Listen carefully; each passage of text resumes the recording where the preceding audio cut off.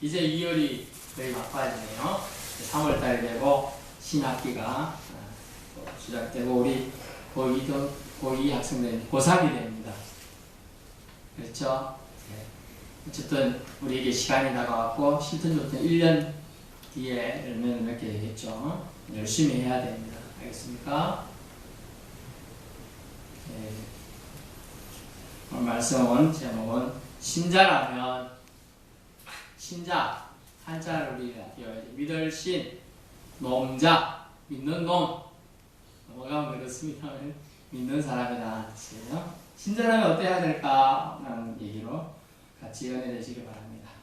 사람으로 세상에 태어나서 세상을 살다가 주님 부르실 때 순종하며 천국 가면 되는 것. 이것이 신자가 가장 원하는 거죠. 이것이 어떻게 보면 믿음 가진 자의 정석이죠. 믿지 않는 사람은 대부분 이런 평범한 삶을 원하지도 않습니다.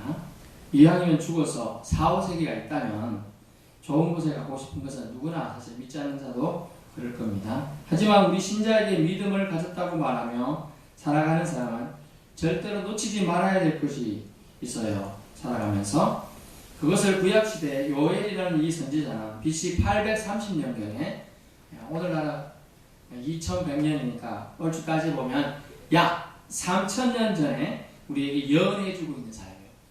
3000년이니까 여러분 우리 300년도 못 사는 인간인데 3000년 전에 예언한 예언을 우리가 이 성경 말씀 때문에 덕분에 읽을 수가 있고 접할 수 있는 거죠. 그 요엘 선지자를 통해 우리에게 주시는 교훈은 뭐냐? 첫 번째, 종말 의식을 갖고 살아라. 터미널 의식을 가져라. 정거장이 있다. 마지막 정거장. 그것이 있다는 걸 알려주는 거죠. 1절입니다. 시온에서 나팔을 불며 나의 거룩한 산에서 경고의 소리를 질러 이 땅 주민들로 다 떨게 할지니 이는 여호와의 날의 여기에 됨이니라. 이제 임박하였으니 이제 지금 막 바로 눈앞에 이런 뜻이 여호와의 날이 임박했다. 그날은 어둡고 캄캄한 날이라 다른 표현도 있습니다. 글자 그대로 어둡고 캄캄하여 2절 보면 곧 어둡고 캄캄한 날이여 짙은 구름이 덮인 날이라 새벽빛이 산 꼭대기에 덮인 것 같으니 이는 많고 강한 백성이 이르렀습니다. 이와 같은 것이 옛날에도 없었고 이후에도 대대 없으리로다 하고 종말의 날에 있을 모양들을 얘기해 주고 있습니다. 그러면서 신자들은 어떻게 이 날을 맞이해야 될까? 여호와의 심판 날이 반드시 있을 것인데 그때 경고를 어떻게 우리는 준비해야 되느냐라는 것이 오늘 말씀이죠. 이 말씀이 3000년 전에 쓴 말씀이 우리에게 응용력 있게 와닿으려면 이 말씀을 잘 해석하고 이해하는 것이 필요하겠습니다. 첫 번째 12절을 통하여 우리는 어떤 준비를 해야 되냐 보죠. 12절 여호와의 말씀이 이제는 너희는 이제라도 지금이라도 당장이라도 금식하고 울며 애통하고 마음을 다하여 내게로 돌아오라 하셨나니. 첫 번째 우리가 해야 될 일은 여호와께로 돌아가기입니다. 여호와께로 돌아가기. 금식했어요. 돌아가는 방법으로 울어야 됩니다. 그 다음에 애통해야 돼요. 우는 것과 애통이 뭐가 다른가 여러분 생각해 봐야 돼요. 그냥 우는 거는 눈물 기쁠 때도 날 수도 있고 눈에 벌레가 들어가서 날 수도 있고 이런저런 이유가 있겠지만 울었어요. 그 다음에 애통, 슬퍼가지고 통곡하는 정도까지 가는 거예요. 그 다음에 마음을 다해 돌이켜야 된다라는 것이 그날에 우리가 할 일인데 그게 돌아가는 거라는 거죠. 돌아가는 방법이 뭘까요? 돌아가는 방법 발이 아닌 마음을 돌아가야 된다. 발이 아닌 마음만 발만 돌아가면 되지 않느냐. 내가 하나님 제대로 섬기지 않지만 하도 오라고 하니까 내가 집에 있다가 교회까지 와준다. 재단까지만 온다. 성전까지만 온다. 그건 발이 오는 거예요. 발. 마음이 와야 된다는 거예요. 마음이. 우리 별주보제를 보면 토끼가 나의 간은 한 번씩 빼나 저 놔두고 왔다니까 육지에 그럴 수 있는 그런 거죠. 지금 해석하면 발은 성전에 와 있어도 마음은 놔두고 온 거예요. 안 돼. 그러므로 우리는 발이 아닌 마음을 하나님께로 돌이키는 것이 여호와께로 돌아가는 방법을 기억해야 합니다. 우리 자신의 깊은 바닥에서 하나님을 다시 주님으로 모셔야 하는 것, 이것이 하나님께로 여호와께로 돌아가는 거예요. 우리 마음의 깊은 곳에서 여호와를 찾아야 해요.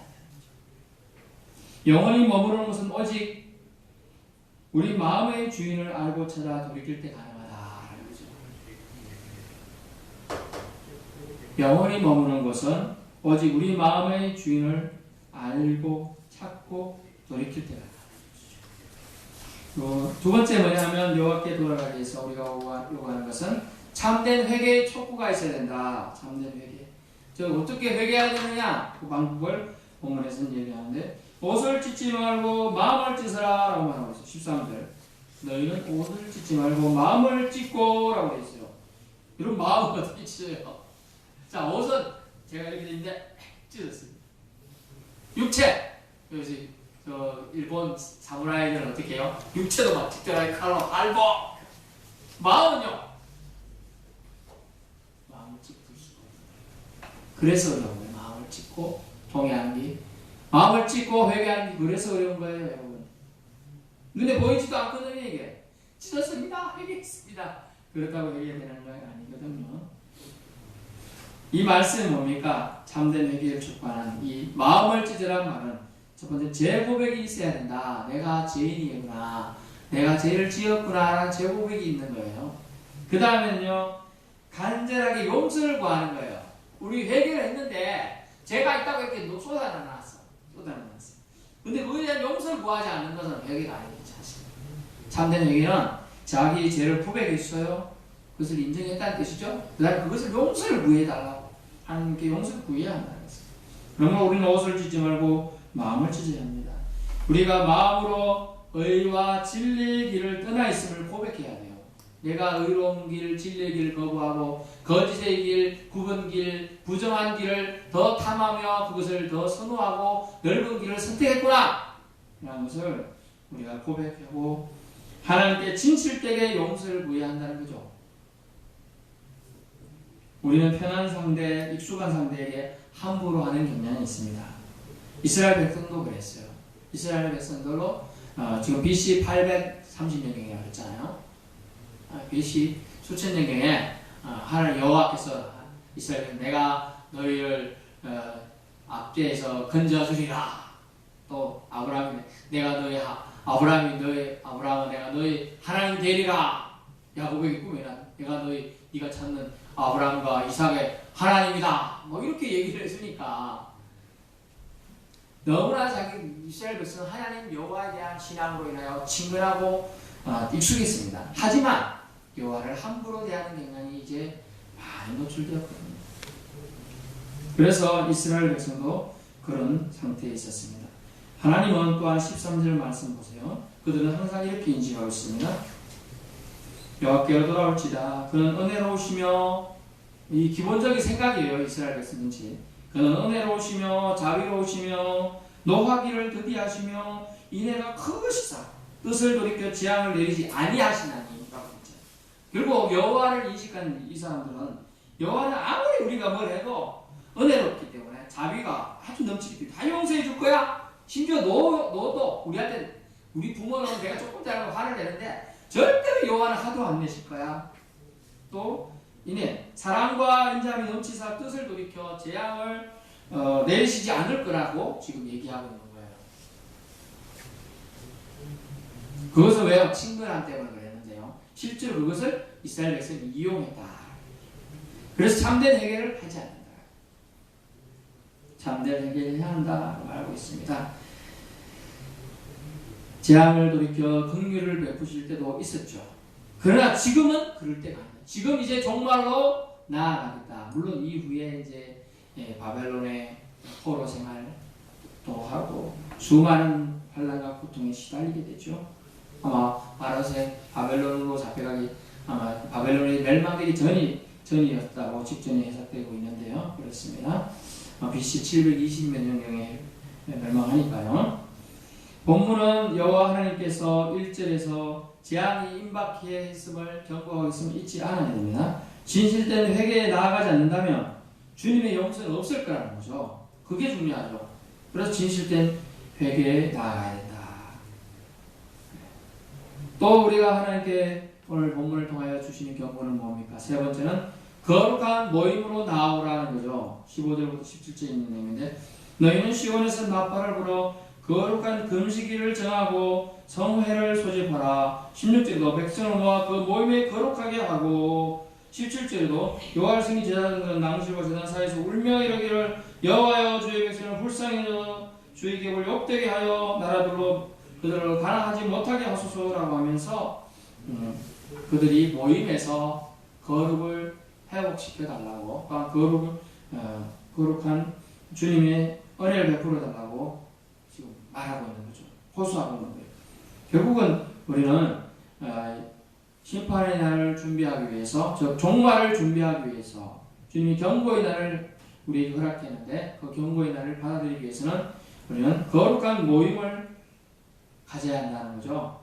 그것은 뭡니까? 오늘날로 예배를 회복해야 된다. 예배를 회복함으로 돌아오라. 나와 너의 관계는 예배를 통해서 회복된다 하시는 것이에요. 네가 하나님을 사랑한다. 여호와 하나님을 사랑합니다. 예수님 믿습니다. 성령님 사랑합니다. 입술로는 아무리 말하고 또 성전에 와서 그렇게 앉아있더라도 나와 너의 관계가 깨질 수 있는데 그것은 참된 예배를 네가 참된 예배를 나한테 하지 않는 거야. 참된 예배가 뭡니까? 요한복음 4장에 나오는 뭡니까? 영과 진리로 예배드리는 거예요. 또 때리면 앉아있는 사람 많죠? 체면 때문에. 내가 늘 하고 교회 어릴 때부터 다녔으니까 가서 안 되는 사람. 다 그런 것은 영과 진리로 드리는 예배가 아니에요. 그래서 참된 예배가 아니에요. 그래서 주님은 나와 너의 관계는 참된 예배를 통해서 회복된다라고 말하고 있어요. 주님의 거룩함이 우리에게 전달된 성회로 먼저 나와야 돼요. 나오지 않으면 아예 이것조차 또 기회가 없죠. 그래서 예배 자리에 앉아있는 것 자체가 지금 민자라고 하는데 앉아있는 자체가 은혜라는 거예요. 앉아있는 자체에서부터 출발, 그때부터 시작이에요. 자, 우리가 요새 최근 계속 뭐 쇼트트랙이나 동계올림픽 관련돼서 뭐 지금 일본에서도 하고 우크라이나에서도 하고 뭐 그러더라고요. 했던 거 이제 합니다. 자, 쇼트트랙 하는데 경주자들이 한 500m, 1000m 이렇게 합니다. 이 출발선에 나와야죠. 나와야 실격이지. 나오지 않으면 바로 실격이에요. 실격이고 뭐야? 기권이고 이런 거예요. 출발선에 나와야 이게 시작이야. 시작. 스탠드, 레디, 빵! 하고 뛰어나가는 거거든요. 근데 레디도 나오지 않는 거 이거 하나님이 기뻐하시냐. 그래서 거룩한 모임으로 나와야 돼요. 일단. 나와야 시작이 되는 거예요. 말씀을 던지면 받을 준비가 이제 거기서부터 시작되는 거예요. 하나님께서는 하나님 백성의 주관자이며 보호자임을 알게 하시기 위해서 그들이 성회로 모이기를 원하셨어요. 거룩한 모임으로 나오기를 원하고 계셨어요. 그래서 여러분이 이 자리에 앉아있는 것 자체가 벌써 은혜예요. 기름부음이 여러분에게 흘러가는 거예요. 이해가 안 되는 단어들도 있지만 그래도 앉아서 듣고 있는 거. 이거 믿음은 들으면서 나기 때문에 조금씩 여러분에서 스텝 바이 스텝으로 믿음이 생겨나고 조그만 씨앗이 열매를 맺어가는. 우리 눈에는 안 보이죠? 땅바닥에 씨앗이 떨어져요. 민들레 같은 거 보세요. 심지도 않았어요. 그냥 민들레가 헐시되어서 날아가다가 또 땅에 떨어졌는데 그 어느 순간에 그 뿌리 내리고 해서 열매를 맺고 자라는 거예요. 동일합니다. 그래서 우리가 수천 년 전에 예언된 이 선지자의 말은 여러분에게 항상 좋은 날만 있는 게 아니에요. 곧 종말이 올 것이다. 이 시대의 심판의 날이 올 것이다. 세상의 마지막 때가 올 것이다. 왜냐하면 이때 말할 때 그 종말을 가깝게는 이스라엘의 멸망이고 멀게는 이 온 지구의 멸망을 말하고 있어요. 여러분이 지금 목사님을 통하여 들려진 이 말씀에 귀 기울이고 새겨 듣는다면 이 종말을 준비한다는 거죠. 준비해야만 한다는 거죠. 종말 의식을 갖고 살아야 되는데 그 갖고 사는 방법으로는 첫 번째 여호와께로 돌아가야 한다. 어떻게 해요? 금식하며 울며 애통하며 나와야 한다. 우리 심령 가운데 영원히 머무를 것을 예비해 두어야 돼요. 여러분 영혼 속에 여호와 하나님을 모실 곳이 있어야 한다는 얘기가 바로 여호와께로 돌아가는 것. 뭐만 오지 말고요? 발만 오지 말고 마음을 가지고 와라 이거야. 마음을 가지고. 두 번째는 뭡니까? 참된 회개의 촉구. 회개의 마음을 가지고 와라. 옷을 찢자고 마음을 찢을 마음으로 가지고 와라. 제 고백과 간절하게 주님의 용서를 구하는 마음을 가지고 와라 라고 말씀을. 그것은 진실된 회개에 의해서만 가능하다. 여러분, 저는요 목사님 한 가지 죄도 안 졌는데 이번 주에 그래요? 정말 안 그랬어요? 제가 말해볼까요? 친구를 대하여 나가라 말하는 거예요. 형제에 대하여 나가라 말하고, 형제에 대하여 나쁜 말하고, 친구에 대해 친척에 대해 나쁜 얘기 말하면 뭐예요? 그게 지옥 갈 죄예요. 성경에 말할 것 같으면. 형제지간의 사이가 기분 나빠가지고 형이 뭐라고 했다가 바보 같은 놈, 천지 같은 놈, 멍청한 놈 이런 얘기하면 성경은 그런 것도 지옥 갈 죄라는 거죠. 심지어 예수님은 뭐라고 했어요? 말을 안 해도 생각만 해도 네가 마음속으로 죄를 저주했지 않느냐. 그래도 그것도 큰 죄라고 말하는 거예요. 그러므로 우리는 진실된 회개에 나아가야 돼요. 회개할 게 없는 게 아니에요. 여러분, 회개할 생각이 없는 거예요. 회개할 마음이 없는 거예요. 진실된 회개에 나아간다는 것 자체가 여러분이 여호와께 은혜를 입고 있다는 증거예요. 세 번째는 좀 전에 말했듯이 다시 거룩한 모임으로 나아가는 것. 예배의 자리, 진실된 예배를 드려지는 곳, 진실된 예배를 드리고자 하는 마음, 이것이 있는 곳에 나아가야 되는 거예요. 모든 예배 장소가 다 거룩한 것이 아니에요. 사실은 엄난하고 더럽고 추악하고 탐욕이 가득하고 거짓이 팽배한 예배 장소도 수두룩해요. 진실된 마음을 가지고 예배드리는 장소, 즉 구별된 장소, 그래서 성회라고 합니다. 거룩할 성 모임에, 거룩한 모임에 여러분은 참여해서 예배드리는 사람이 되어야 한다고 말하고 있습니다. 결론입니다. 무려 약 3000년 전의 예언의 말씀을 우리가 새겨야 함은 그때나 지금이나 신자에게 주님이 요구하시는 것은 크게 다르지 않기 때문입니다. 그것은 종말의 의식을 갖고 살아라. 너희들이 첫날 만날 좋은 날만 있다고 생각하지 말아라. 너에게 심판주가 오시는 날이 있으리니 그때는 가난한 자나 부한 자나 지혜로운 자나 똑똑하지 못한 자나 병든 자나 건강한 자나 모두 다 여호와 하나님 앞에 설 거다. 그때 우리는 어떻게 하느냐? 준비하는 거죠. 종말의 의식을 갖고 그래서 살아야 합니다. 네 육신의 종말은 온다. 그러나 영혼의 종말은 더 중요한 거예요. 육신의 종말은 죽음의 끝이 있다고 생각하지 마세요. 영혼의 종말은 어떻게 준비할 겁니까? 그 얘기를 오늘 하고 있는 겁니다. 그러므로 신자는 여호와께로 돌아가야 합니다. 신자라면 돌아가야 합니다. 참된 회개와 진정한 예배로 돌아가야 한다는 것을 오늘 요엘 선지자를 통해서 우리에게 말씀해 주신 겁니다. 기도하겠습니다. 사랑해 주님 감사합니다.